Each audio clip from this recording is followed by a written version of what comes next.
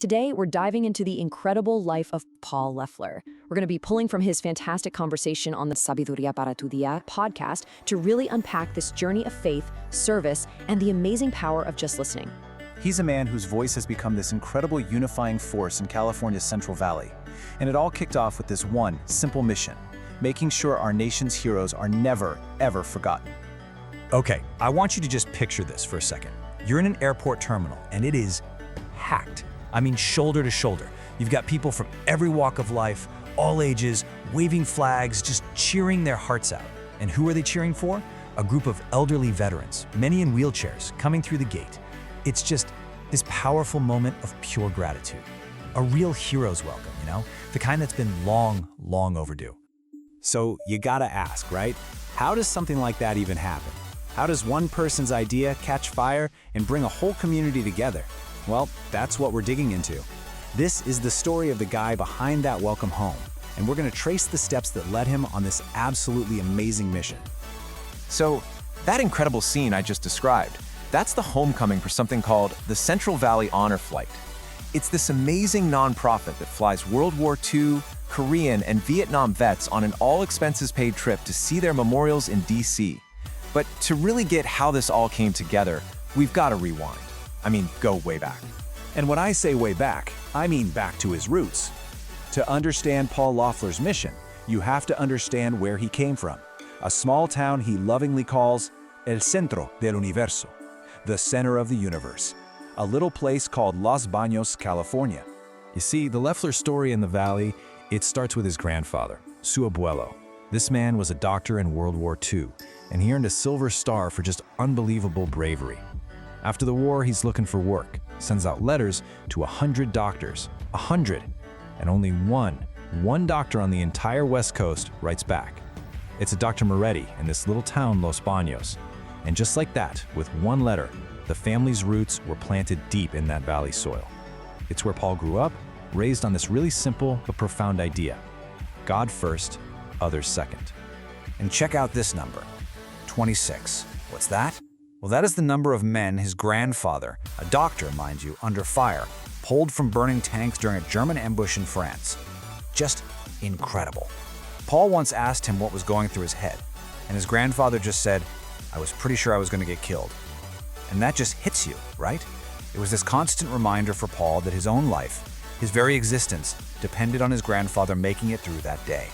And that foundation led to this core belief, a lesson he learned watching his own father struggle with a really tough illness, but with this just unshakable faith. It became the bedrock of Paul's life. He saw, up close and personal, that real strength isn't found when things are easy. No, it's found in the toughest times. And that completely shaped how he looked at life, purpose, and just pushing through. Okay, so you've got this background of faith and service, but how does that turn into becoming a voice for the entire valley? Well, it's kind of funny. It all started with a childhood dream that he wasn't allowed to have. And that no actually opened the door to what he was truly meant to do. Like every kid in his town, he was desperate to play football. It was everything. But his parents said no, flat out. And at the time, man, that was just crushing. But now looking back, he says it was one of the first big signs in his life that, hey, maybe God's plans are a whole lot better than my own. And this is how it all went down. It's great. He's 12 years old, watching a 49ers game, and like any good fan, he's complaining about the announcer, just going off about how the guy has no idea what he's talking about. His dad, who's on dialysis at the time but hears everything, doesn't skip a beat. He just looks at him and says, "You think you can do better? Get on your bike." So he did.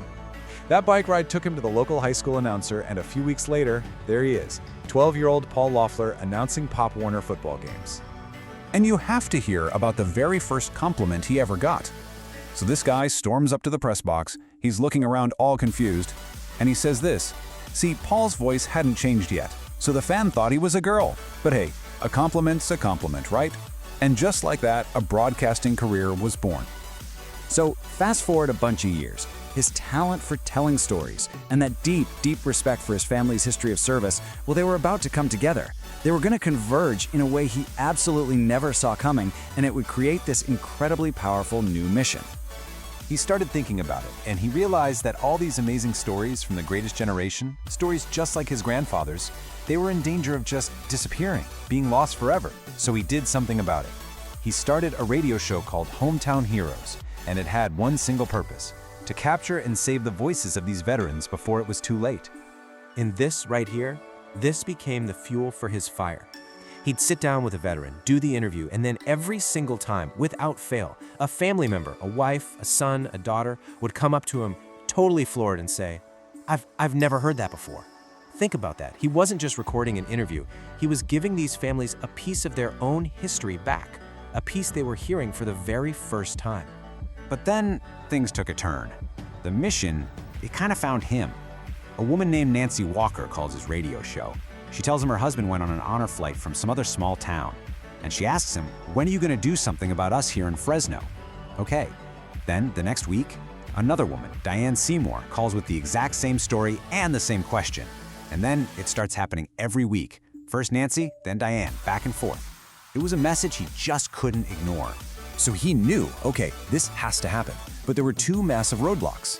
One, he had absolutely no time to run a new organization. And two, he had zero money to get it started. So he took a walk and basically gave up control. He prayed that if this was really meant to happen, a way would be shown. And you know what? It was. Out of the blue, a local credit union calls, and they're looking for a veterans charity to fund. Then, this highly respected, retired VA hospital leader named Al Perry suddenly becomes available to lead the whole thing.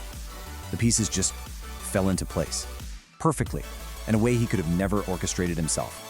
And the result of that prayer being answered, well, it's been nothing short of a movement that has totally changed his community, and more importantly, the lives of thousands of veterans and their families. So get this, since they started back in 2013, and this is an all-volunteer, all-donation-based operation, by the way, the Central Valley Honor Flight has made 33 trips to Washington, D.C. And what does that mean in human terms? It means that 2,216 veterans from World War II, the Korean War, and the Vietnam War have gotten the trip of a lifetime, a chance to finally see the memorials that were built to honor them. And it didn't cost them a single penny.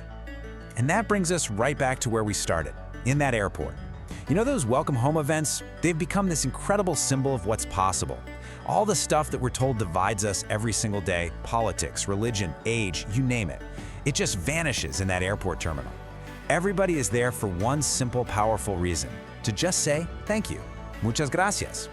And that leaves all of us with Paul Loeffler's really powerful question. It's a challenge, really, one that comes from seeing the absolute best of his community. If this one thing, showing gratitude for our veterans, can bring everyone together and erase all those lines we draw in the sand, what else could we find that unites us? And that's not just a question for the Central Valley, is it? It's a question for every single one of us. Seriously, if this story inspired you at all, I highly, highly recommend you go listen to the entire in-depth interview on the Sabiduría para tu Día podcast. And you can also learn how to support the incredible Honor Flight mission by visiting their website.